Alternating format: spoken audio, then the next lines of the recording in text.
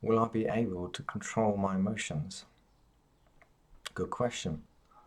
And I'm sure you've asked that a long time, lots of times, as I have for a very long time, especially given it feels as if our emotions rule us, that we are at mercy to them.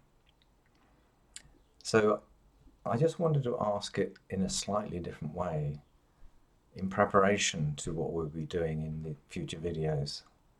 Because really, are we mastering emotions or are we mastering our mind? And I think actually a lot of it is about mastering our minds. It's looking into the beliefs that we hold, it's looking into the expectations we have of ourselves, I think, which is much more helpful than trying to directly control emotions. So if you're thinking about how do I control my emotions, I think a good starting point is to see what is happening in the mind.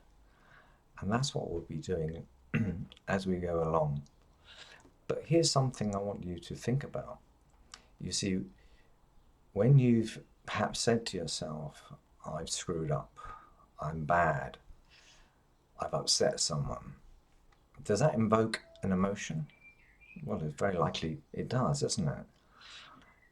So our mind is constantly playing on our emotions, it's invoking emotions.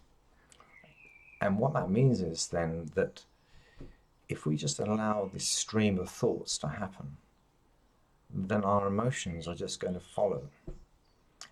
And be it that a lot of those emotions are very uncomfortable or negative, is it any wonder that the emotions then feel like they're controlling us? Well, actually, I believe it's the mind that we really need to address or really help ourselves understand. So have a think about that. Watch your thoughts, particularly when you feel guilty or anxious or so on.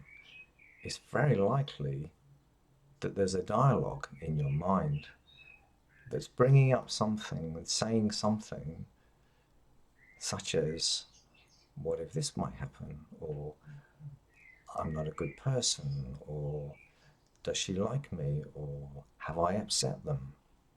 And any of those thoughts are going to be completely connected to a response, emotional response. Interesting. So think about that between now and next time.